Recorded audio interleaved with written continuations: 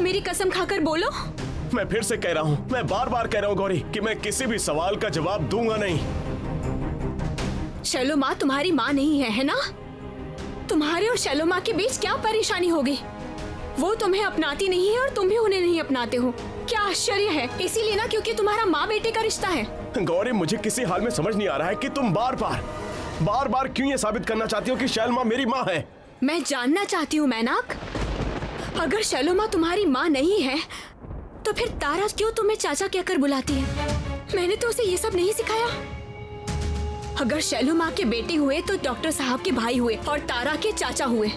और पार्टी में भी इतने सारे लड़के हैं, तारा उनको मामा कहकर बुलाती है, चाचा तो नहीं कहती है ना? वो क्यों ऐसा करती है? सवाल तुम तारा से पूछो गौरी, मुझसे पूछ के कोई फायदा नहीं है। मैं क्यों पूछूं तारा से? मैं प्रमाण देती हूँ तुम्हें इसका। सबसे पहले मैं ना गया कहाँ, उसे काफी देर से नहीं देखा। चाचू अपनी माँ के पास गए हैं। मोइना यहाँ आया था? वो भी बहुत पहले, आते ही बिना कुछ सुने शैलमा के कमरे में चले गए। शपथ ग्रहण के बाद तुम कहाँ चले गए थे? कहाँ चले गए थे तुम? छत पे। हमारे सामने सब कुछ झूठ बोल के चला गया। इसमें तो हमारे परिवार के सभी लोगों का नाम है। शैलोमा के नाम पर कोला क्यों बना रखा है?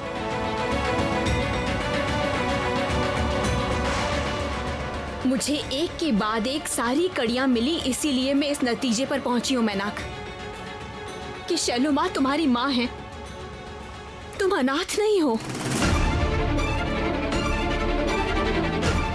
तुम्हारी माँ की पहचान मिल गई है और माँ ही पिता की पहचान भी बता सकती है। गौरी प्लीज तुम चली जाओ, प्लीज मुझे अकेला छोड़ दो गौरी। मेरे जाने से तुम्हें क्या फायदा होगा मैनाक? एक न एक दिन तुम्हें सच्चाई का सामना करना ही होगा। गौरी प्लीज तुम यहाँ से चली जाओ, मुझे किसी भी सवाल का जवाब नहीं देना है, मुझे तुमसे कोई बात नहीं करनी है। प्लीज तुम जाओ यहाँ से, निकलो यहाँ से।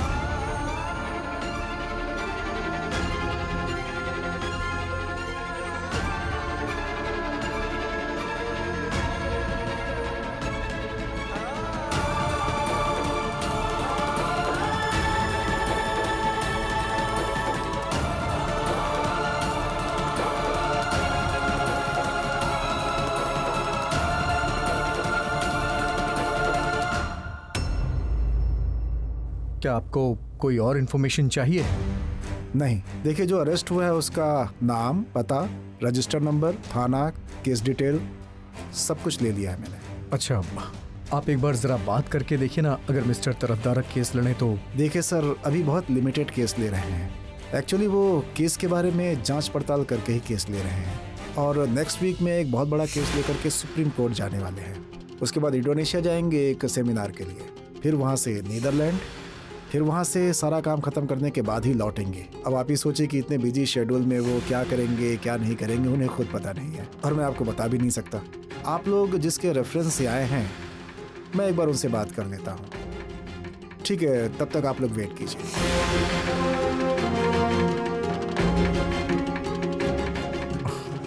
सूरज, एडवोकेट तरफदार का तो बहुत ही बिजी शेड्यूल है।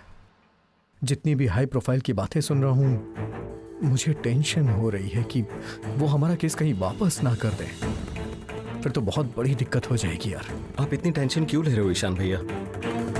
हम जिस रेफरेंस से आए हैं उनकी रिक्वेस्ट तो ये नहीं ठुकरा सकते। ये सब मेरिट वगैरह तो दूसरों के लिए है, हमारे लिए नहीं।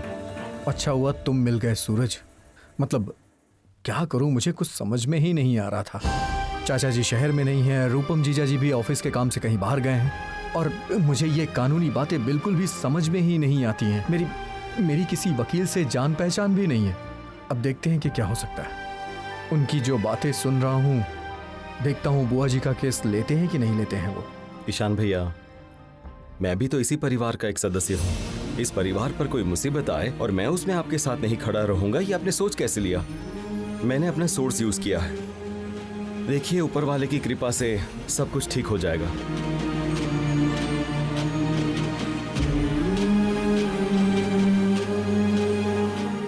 क्या सोच रखा है तुम लोगों ने? तुम लोगों का साहस देखकर मुझे आश्चर्य हो रहा है। मुझे अपने घर से उठा कर लाए हो और मुझे यहाँ बंद करके रखा है। पता नहीं है कौन हूँ मैं। देखिए आप बेवजह में चिल्ला रही हैं। आपके पास जो इलीगल हथियार मिला है उसके बारे में आपने कुछ भी नहीं बताया अभी तक, और जब तक आप उस बारे में कुछ बताएंगे नहीं, आपसे इस तरह के सवाल जवाब होते ही रहेंगे। आपको कोर्ट ले जाया जाएगा, फिर आपके साथ वही होगा जो अदालत फैसला करेगी। चुप हो जाओ। तुम मुझे कानून और अदालत मत सिखाओ, समझे? पूजा के दिन मुझे देवी को उसके घर से उठाकर लाए हो ना तुम लोग। तुम लोगों को नहीं पता है कि तुम लोगों ने कितना बड़ा पाप किया है, महापाप है। अगर अपना भला चाहते हो तो मुझे अभी छोड़ दो, नहीं तो देवी का अभिशाप लगेगा, मैं कह रही हूँ। देखिए शैल माँ, आप हमारी नजर में अपराधी हैं और देवी ढाल, तलवार, त्रिशूल ये सब अस्त्र रखती हैं। आप तो आधुनिक देवी हैं, आपने तो अपने पास रिवॉल्वर रखा हुआ है। अब इसकी सजा तो आपको मिलेगी ही। बड़ी बड़ी बातें मत करो, वरना ऐसा अभिशाप दूंगी ना, जिंदगी भर मुंह से एक आवाज नहीं निकलेगी। तुम्हें अभिशाप का डर नहीं है? नहीं, बिल्कुल नहीं। आप चिल्लाना बंद कीजिए। आप चाहे कितना भी चिल्ला लें, आप बचने वाली नहीं है। गौरी देवी बोलिए। मैं शैलो माँ के लिए घर से खाना लेकर आई हूँ। ठीक है, दे दीजिए इनको और इनसे कहिए कि ज्यादा चिल्लाएं नहीं। ज्यादा शोर शराबा करेगी तो मुझे कठोर बनना पड़ेगा। देख रही हो मुझसे कैसे बातें कर रहे हैं। अच्छा शांत हो जाइए शैलो माँ, छोटी दादी माँ ने आपके लिए खाना भेजा है, खा लीजिए। मैं नहीं खाऊंगी, मेरे गले से खाना नहीं उतरेगा। गौरी देखो, अभी तो तुम्हारे हाथ में पावर है ना, सिर्फ तुम ही ये कर सकती हो। तुम किसी भी तरह मुझे यहाँ से बाहर निकालो। मुझे यहाँ रहना अच्छा नहीं लग रहा है, मैं यहाँ नहीं रह पाऊंगी। मुझे बाहर निकालो ना। आप जरा शांत हो जाइए शैलो माँ। देखिए मैं तो यहाँ पर कुछ कर नहीं सकती, मैं तो चाह कर भी इस तरह आपको यहाँ से नहीं ले जा सकती, पुलिस ले जाने ही नहीं देगी। सच क्यों नहीं कहती कि तुम खुद नहीं चाहती हो? मैं कह रही हूँ ना कि तुम खुद नहीं चाहती हो कि मैं यहाँ से कभी बाहर निकलूं। तुम नहीं चाहती हो घर वापस लौटूं मैं। तुम चाहती हो कि मैं इसी जेल में सड़ के मर जाऊं और तुम बाहर आजादी से घूमती रहो, आजादी से राज करो। यही चाहती हो ना तुम? ऐसा मत करो ना गौरी। पूजा के दिन ये लोग मुझे पकड़ कर लाए हैं, मुझे बिल्कुल अच्छा नहीं लग रहा है। मुझे घर ले चलो ना, ये लोग मुझे नहीं छोड़ रहे हैं। आपको यहाँ से छुड़ाने की कोई ना कोई तरकीब निकालेंगे शैलो माँ, आप थोड़ा धीरज रखिए। सूरज भैया के साथ जाकर डॉक्टर साहब एक बहुत बड़े वकील से बात करने गए हैं। आप बिल्कुल चिंता मत कीजिए, आपको जरूर छुड़ा लिया जाएगा यहाँ से। लेकिन आप इस तरह बिल्कुल मत रोइए, आप खाना खा लीजिए। आपके खाना नहीं खाने से सबसे ज्यादा दुखी तो छोटी दादी माँ होंगी। लीजिए, खा लीजिए।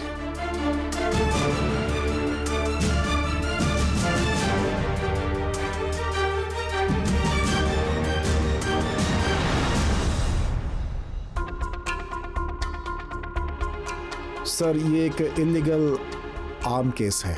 उनके कमरे में एक रिवॉल्वर मिला है पूजा के समय। वो एक विदेशी रिवॉल्वर है सर, और वो घोषाल परिवार की है। और इनके घर के लोग भी नहीं बता पा रहे हैं कि उन्होंने ये रिवॉल्वर आखिर किस वजह से अपने पास रखा था। पुलिस ने जाकर के उनको अरेस्ट कर लिया है, लेकिन पुलिस को ये बात किसने बताई ये बात नहीं पता। थाना सुपारी बागान, ओसी वीरेंद्र दत्त, और बोल रहे थे कि हमारा कनेक्शन है। केस कल ही कोर्ट में जाएगा। आरोपी को जो कुछ भी समझाना है वो हम समझा देंगे। और हाँ, आरोपी का जो नाम है वो है शैलजा घोषाल।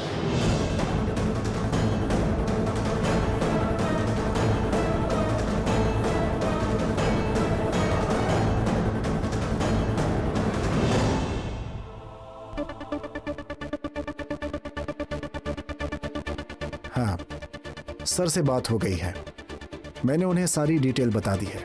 क्या कहा उन्होंने? वो केस लेंगे ना? हाँ, वो तो तैयार हैं, क्योंकि आप लोग जिनके रेफरेंस से आए हैं वो। बढ़िया, अब वो तैयार हो ही गए हैं तो ये अच्छी बात है ना। नहीं सर, केस इतना आसान नहीं है। एक्चुअली हथियार का केस बहुत जटिल होता है। मतलब शैलजा देवी ने हथियार क्यों रखा था, खुद को बचाने के लिए या किसी को मारने के लिए? उनका क्या मकसद था?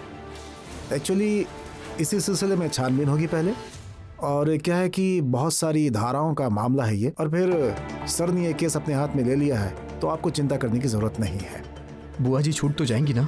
देखिए, इस मामले में बेल मिलना बहुत ही मुश्किल है। देखिए क्या होता है। कल पहले केस कोर्ट में तो जाए, लेकिन हाँ, केस कोर्ट में पहुंचे उससे पहले मुझे शैलजा देवी से बात करनी है। ठीक है, फिर होप फॉर द बेस्ट। चलिए। ओके।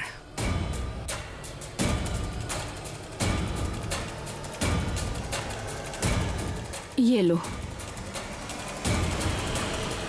गौरी, तुम कह रही थी कि कोई बड़ा वकील मेरा केस लड़ रहा है, वो मुझे यहाँ से निकाल तो पाएगा ना? जरूर छुड़ा पाएंगे शैलोमा।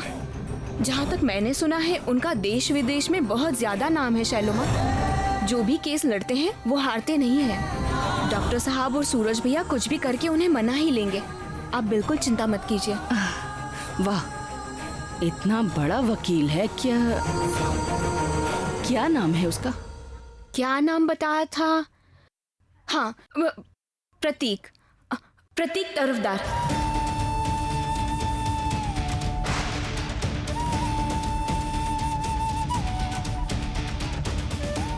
प्रतीक तरफदार? प्रतीक तरफदार? नहीं नहीं, ये नहीं हो सकता, नहीं हो सकता, नहीं हो सकता।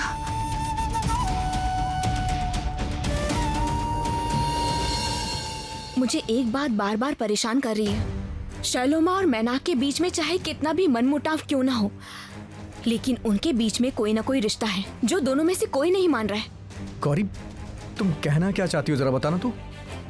मैं बिना सबूत के कुछ नहीं कहना चाहती हूँ डॉक्टर साहब, लेकिन मैं सबूत इकट्ठा करके रहूंगी। नहीं, मैं कह रहा था कि केस ना दिन ब दिन जटिल होता जा रहा है। अब तो लग रहा है कि केस के वकील को लेकर भी एक रहस्य है। वही तो मुझे नहीं समझ आ रहा। प्रतीक तरफदार का नाम सुनते ही शैलोमा इस तरह चौंक गई थी जैसे लग रहा था कि वो उन्हें बहुत पहले से ही जानती हूँ। उनका देश विदेश में बहुत ज्यादा नाम है। क्या नाम है? प्रतीक तरफदार। प्रतीक तरफदार? नहीं नहीं, ये नहीं हो सकता। लेकिन गौरी, मुझे ना तरफदार का एटीट्यूड बहुत अजीब लग रहा था। उन्होंने केस लिया लेकिन वो हमारे सामने एक बार भी नहीं आए। पूरा ब्रीफ उनके जूनियर ने सुना। ये क्या कह रहे हैं? इसका मतलब कि वो केस नहीं लड़ेंगे? अरे डॉक्टर साहब, अब क्या होगा? केस वही लड़ेंगे लेकिन वो खुद सामने नहीं आएंगे।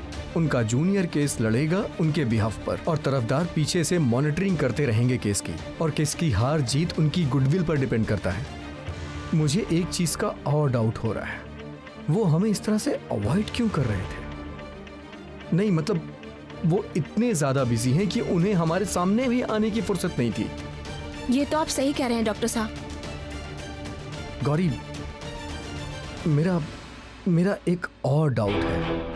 अगर वो इस तरह से सामने नहीं आएंगे, कोई सवाल जवाब नहीं करेंगे, तो फिर बुआ जी उनका नाम सुनकर इतना चौंक क्यों गई थी? दोनों के बीच कोई ना कोई संबंध तो है।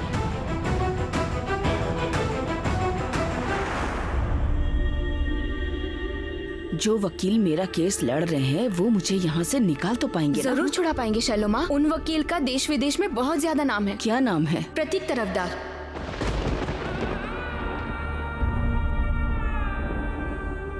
प्रतीक।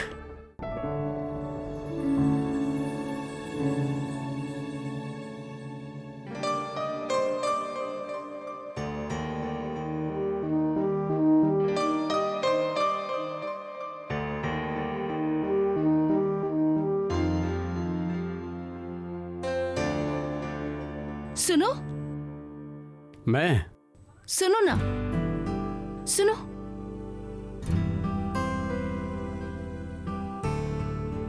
हमारे कॉलेज में पढ़ते हो ना? हाँ। वो मैं मतलब। क्या मतलब कर रहे हो? हमारे कॉलेज में पढ़ते हो या नहीं? हाँ हाँ, पढ़ता हूँ। हाँ, पढ़ता हूँ। जब एक ही कॉलेज में पढ़ते हो तो मुझे फॉलो क्यों कर रहे हो? फॉलो मैं नहीं कर रहा था। मैं क्यों करूँगा फॉलो? दरअसल वो क्या है। क्या मतलब कर रहे हो? क्या चाहिए तुम्हें? हाँ, नाम क्या है? प्रतीक तरफदार।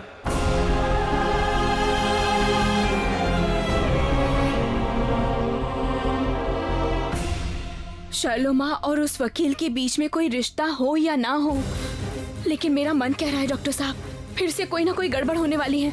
हमारे परिवार में फिर से कोई ना कोई तूफान आने वाला है। गौरी, तुम ऐसे डर क्यों रही हो? अरे बाबा, इसमें डरने जैसा कुछ भी नहीं है। तरफदार जी और बुआ जी एक दूसरे को जानते हो या ना जानते हो, उससे हमारे परिवार का क्या बिगड़ जाना है। लेकिन हाँ, अगर कल को बुआ जी को बेल नहीं मिली तो दादी जी का रोना धोना शुरू हो जाएगा। माँ, माँ, आप लोग क्या कर रहे हैं? ए, पहले तुम सुनो, तुम क्या कर रही हो यहाँ?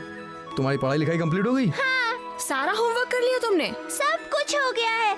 आप लोग पूछिए ना, ऊपर से, नीचे से, जहाँ से पूछना हो। ए, अभी कुछ देर पहले ही तो तुम पढ़ाई करने बैठी थी, इतनी जल्दी तुमने पढ़ाई कर ली? हाँ, अच्छे से रिवीजन नहीं करोगी तो सब कुछ याद नहीं रहेगा। अच्छा ठीक है, मैं वैसे ही करती हूँ। मेरी पढ़ाई हो जाने के बाद मेरी छुट्टी। अच्छा ठीक है, ऐसे ही होगा। अब तुम जाओ।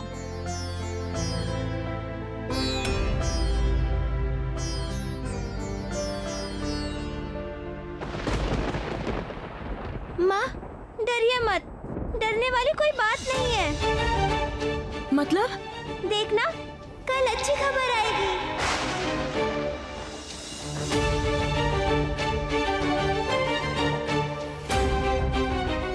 क्या बोल के गई अभी? अच्छी खबर मिलेगी? मैं अंदर ही अंदर किसी चीज को लेकर डर रही थी। तारा को कैसे पता चला ये सब? और तारा तो कभी झूठ नहीं बोलती है। इसका मतलब कल सच में कोई अच्छी खबर मिलने वाली है।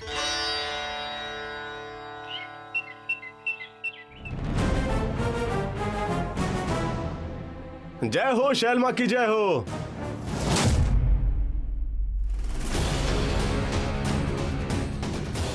तो कैसा लग रहा है आपको यह नया चैम्बर? अच्छा लग रहा है ना? ठीक ही है, आपके लिए ये जगह बिल्कुल सही है। जैसी आपकी क्रिमिनल मेंटालिटी है, आप किसी भी साधारण परिवार में रहने लायक नहीं है शैलमा। छोड़िए ये सब बातें, असली बात बताइए शैलमा, आपको वो बंदूक कहां से मिली? गलती तो मुझसे हुई है, पता है। अगर वो हथियार मैंने तुम पर चलाया होता ना, तो तुम यहाँ खड़े होकर मुझसे ये सवाल नहीं पूछ रहे होते, कुछ भी नहीं कर पाते तुम मेरा। अरे बाबा, आपसे बड़ी गलती हो गई। अब क्या करोगी? गलती को सुधारने का कोई रास्ता भी नहीं है। शैलमा का भविष्य ही यही है, जेल में सड़ के मरना। सच सच एक बात बताओ मुझे, मेरे पास ये हथियार था, ये बात किसी को भी नहीं पता थी, एक चींटी तक को नहीं पता था, घर वालों की तो बात ही छोड़ दो। तो फिर पुलिस को कैसे पता चला? तुमने, हाँ, जरूर तुमने मुझे फॉलो किया है और तुम ही ने पुलिस को टिप भी दिया है। ये क्या बात कर रही है शैलमा? मैं एक साधारण इंसान हूँ, मैं आपको फॉलो करूंगा और उसकी जानकारी पुलिस को दूंगा? अरे बाबा, मेरे अंदर इतनी ताकत नहीं है। सिर्फ एक बात जान लो तुम, अगर कभी मुझे पता चला कि इन सब के पीछे तुम्हारा हाथ है ना, तो मैं तुम्हें खत्म कर दूंगी, समझे तुम? मेरे हर कदम पर तुमने मेरे खिलाफ षड्यंत्र रचा है। सिर्फ एक बार मैं यहाँ से छूट जाऊं। अरे नहीं नहीं नहीं नहीं, सच कहूँ तो आप यहाँ से अब कभी नहीं छूटने वाली। इसलिए झूठी उम्मीद मत रखिएगा। देखिए, कम से कम 7-8 साल, हाँ 7-8 साल की तो सजा होगी आपको। फिर आपका जो ये तेज है, मतलब विशाल तेज है, ये आप में रहता है कि नहीं, या इसी जेल की चक्की में पीसकर पानी हो जाएगा। और यहां से निकलने की उम्मीद तो छोड़ दीजिए शैलमा, आपको सजा जरूर होगी। और मैं देखता हूं कि आप कैसे बचती हैं, कितनी क्षमता है आप में। शैलमा, एक गुड न्यूज है। Good news? ओह, मैं घर जाऊंगी ना। चलिए चलिए चलिए। नहीं, अभी नहीं, हर चीज का एक प्रोसीजर होता है। लेकिन आपकी बेल का इंतजाम हो गया है, ये कह सकते हैं। मैं आपको बताऊंगा कि आपको क्या क्या बोलना है और क्या क्या करना है। तो अब आपकी मुक्ति का समय आ गया है।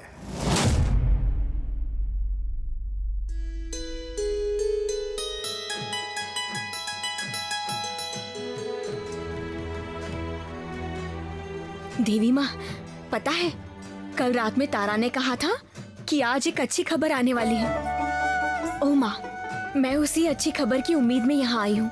क्योंकि तारा तो कभी भी झूठ नहीं बोलती है ना। ओ माँ, बताइए ना क्या अच्छी खबर है, आएगी ना अच्छी खबर?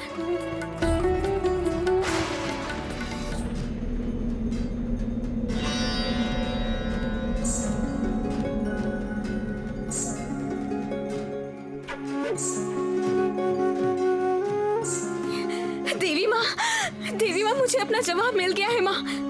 आपका ये गुड़हल का फूल नीचे गिर गया, इसका मतलब जरूर कोई अच्छी खबर आने वाली है। ओ माँ, बताइए ना माँ, क्या अच्छी खबर आने वाली है? मुझे अब इंतजार नहीं हो रहा है।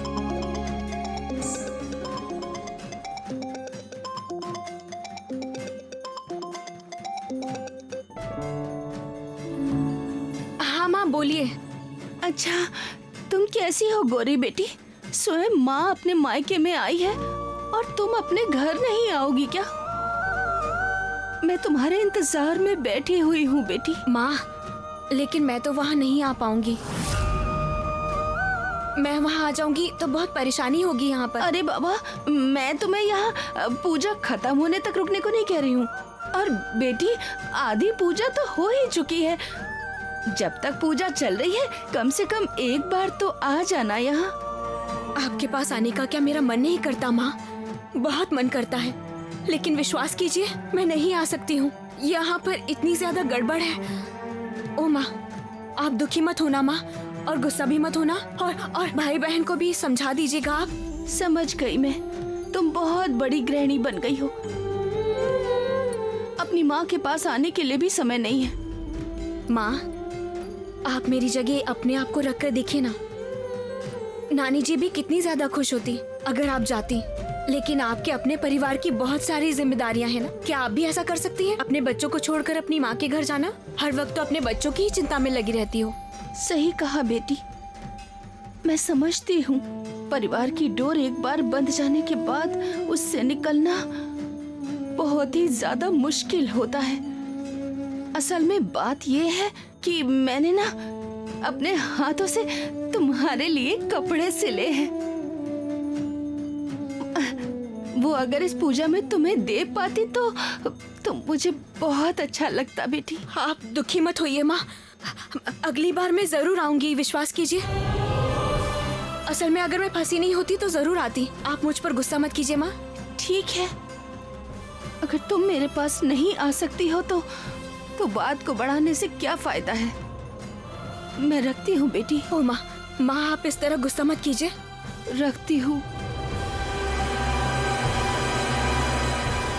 गौरी, गौरी, गौरी, ए गौरी, तुम जल्दी चलो, देखो नीला को क्या हुआ है। मतलब क्या हो गया नीला दीदी को?